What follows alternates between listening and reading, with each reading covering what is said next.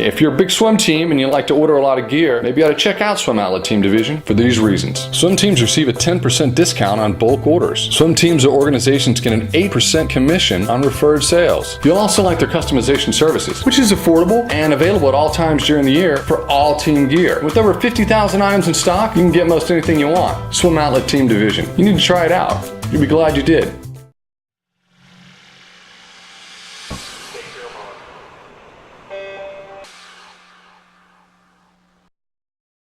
Welcome to the Morning Swim Show for Monday, October 21st, 2014.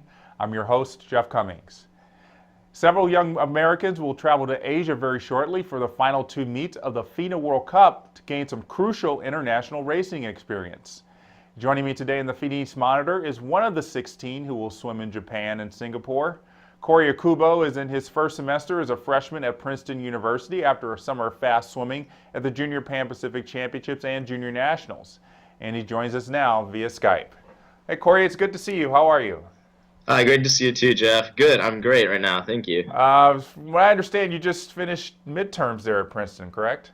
No, we're actually coming up right into midterms week next week, so I'm studying for that. Yeah.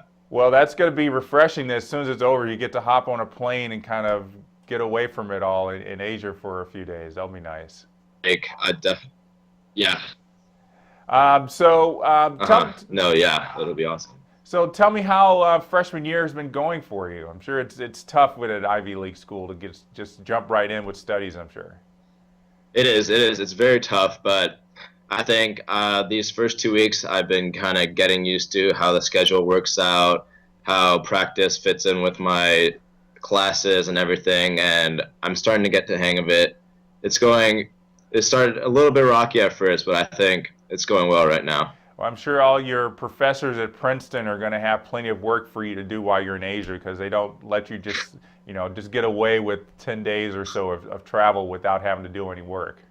Yeah, it actually works out perfectly though, because right after midterms we go into fall break, and I only miss 1 day of school, 2 days of school actually for fall, and the trip comes right during fall break, so it worked out perfectly for me. Well, yeah, so that must have made it easier for you to say yes when USA Swimming invited you. You're like, this is a perfect time for me to go. Oh yeah, no, it made it way easier. I probably would not have been able to come on this trip if fall break didn't come exactly at the same time. Yeah. So. Well, this isn't your first time going to World Cup. You were part of this junior squad last year that went to Tokyo and Beijing. Were you surprised that you got the invite this year, having already done it? Actually, I know that with the age group, I'm turning 19 soon, so I thought I wouldn't be eligible for this meet, so I was fairly surprised when I did get the invite, and since I knew that this is going to be one of my last junior team trips, I really did want to be able to be a part of it and go to Japan and Singapore, which is going to be a great experience for me. Tell us what it's been like being a part of this USA Swimming National Junior Team. I think the national junior team is a great program. It's really changed my perspective on swimming. Before going into the national junior team, I was just swimming with my club team and for myself and for my family, and it wasn't like for your country or your nation. And once I've been on this national junior team and been able to travel to these international meets, it really shows how much passion and pride that USA Swimming has, and it's also great to see these other swimmers that are at the top of their countries and at the top of our country, and be able to be a part of the same team, and kind of see what they do at their meets, how they get ready, how they warm up, what they eat, like what kind of people they are. Being able to form these connections is also, I think, really great. Yeah, it had to be pretty, I wouldn't say intimidating, but just interesting to be on deck with people like Chad Leclos, who swims a lot of the same events that you do. And what was it like to be at the World Cup last year and mingle with these people who have been to the Olympics and World Championships and things like that? I was definitely intimidated. I remember I made finals of the two fly, and I saw Chad Leclos and Kosuke Hagino in the ready room with me, and I was just shaking, just sitting there, rock hard, just nervous. And then I distinctly remember just going in the water and then just looking over right after the start, and they were just crushing me on the underwaters. And so I was just kind of racing whoever was next to me, trying to stay as close as possible. And then on the last lap, I could see them because they were so far ahead of me, and they were racing each other. And I remember the crowd getting fired up, cheering them on. And then I was kind of like swimming in lane 8, just watching the race while swimming it. So, I mean, in a way, it wasn't really a race for me, but it was really fun just to be a part of that and just to be able to get to like be in the ready room with them and actually be in the race with them, and watching the video afterward that Russell Mark does and everything for the national junior team. That was pretty that was pretty funny, I guess, but it was cool too. Well, obviously Chad Leclos is very approachable. You got to sit next to him on the bus on the way to a couple of meets, and we saw the selfie that you took with him. So, Oh, yeah. what's he like as a person? He's very laid back. I mean, you can kind of tell from his photos and everything that he seems like a great guy.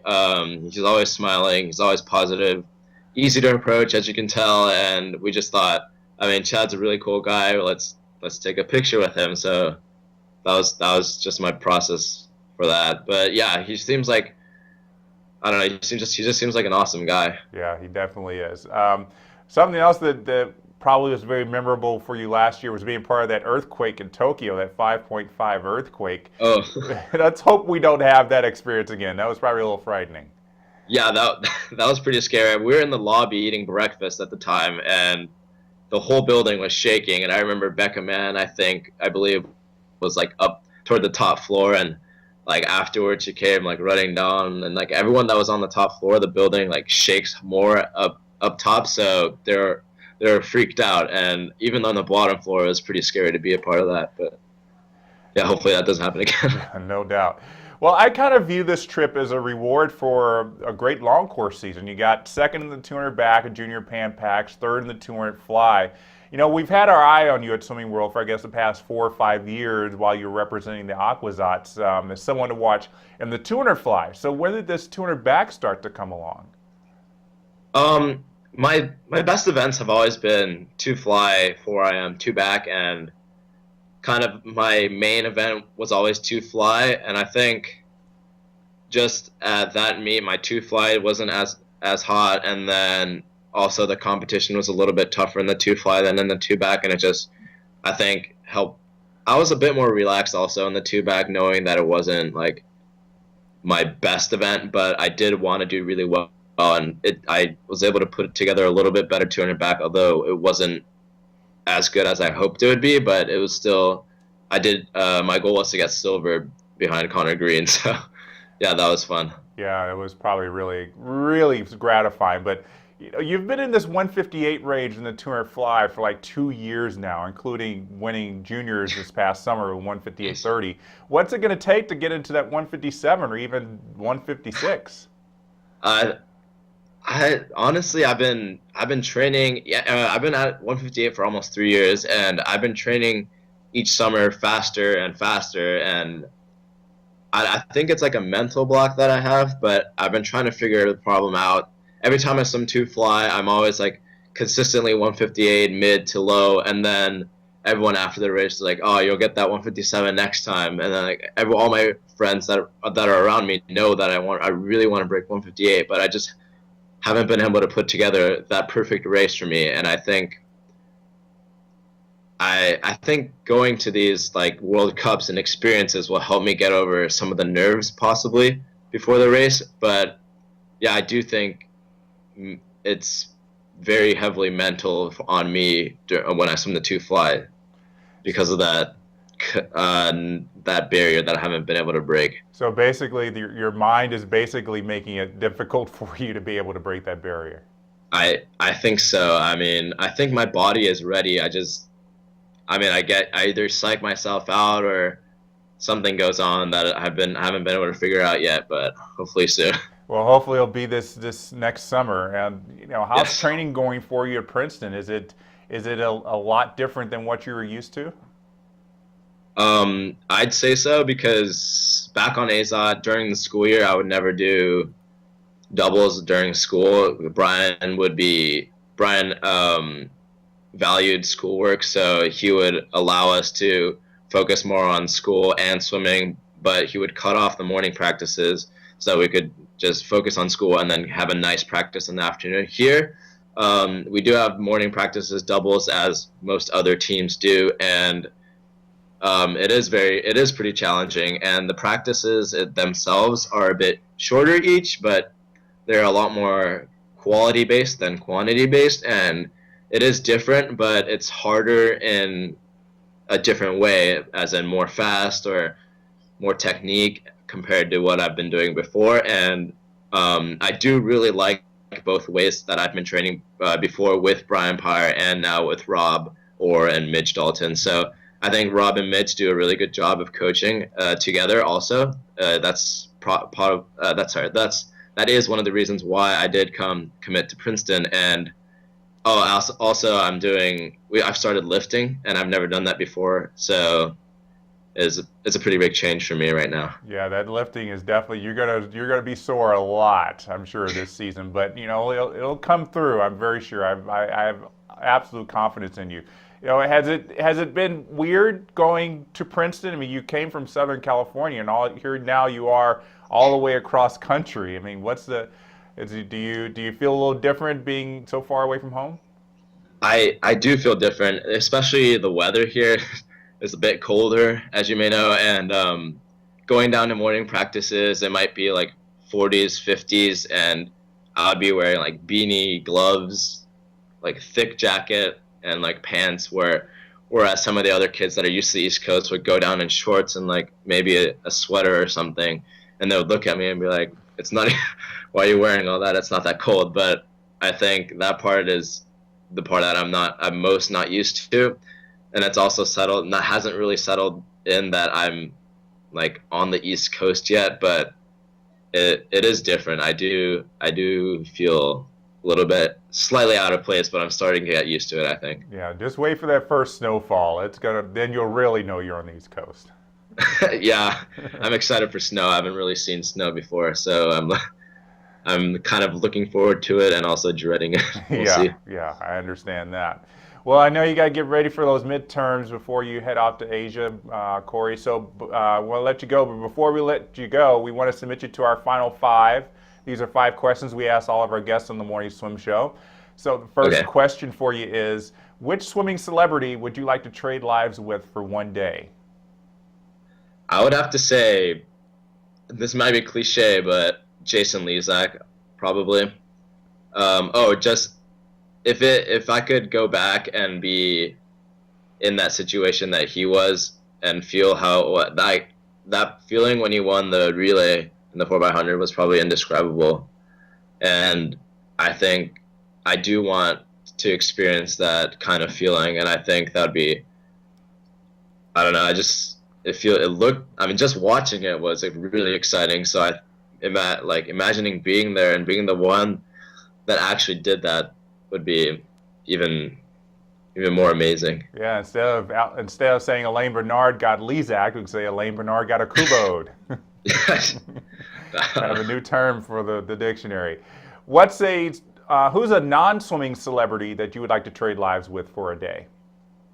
I don't know about a celebrity, but I would have to say the junior national team director, Jack Roach, because he's a very, very inspirational and caring man that I think is a great role model for everyone, and everyone on the junior team loves him and really looks up to him, what he does, how he looks at things, because he has a very artistic and creative way of looking at life, and it's very pure, and I think it is very respectable, and I do want to be someone like that when I grow up. So I think that's someone who I would want to kind of be in their shoes. Yep, that's a good answer. Jack, everybody loves Jack.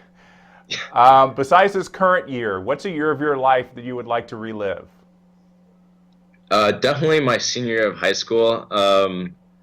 Coming to Princeton, I realized how at that moment, before senior year of high school, during junior year, all the seniors that I knew were like, "Oh, senior year is awesome. It's really fun, easy, relaxed." And then when I got to senior year, it didn't feel that way. And this end of senior year was very fun, but it didn't feel as much as they had hyped it would be. And after spending the summer and then coming to Princeton, I realized how much fun I did actually have senior year, and I would like to go back and appreciate that a little bit more. Yeah. I think hindsight's always 50-50. Yeah. 2020, not 50-50, 2020. What's your favorite movie, Corey? Movie? I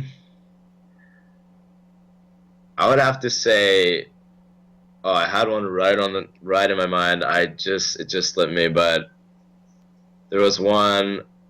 I do like animation, and one of those like cartoon character movies by Pixar. Those are really, really funny and awesome. I do love the Studio Ghibli movies, but I think right now I'll just go with The Dark Knight, Yeah. which is completely different from what I just said, but Yeah, I do like that movie. Yeah, it's definitely not an animated Pixar movie. No. But yeah, I do like the storyline for animated Pixar and the little morals and messages they have in there. Yeah. It's pretty funny. All right, last question. What's your favorite season? Favorite season? Mm-hmm. As in... Like spring, summer, winter, fall.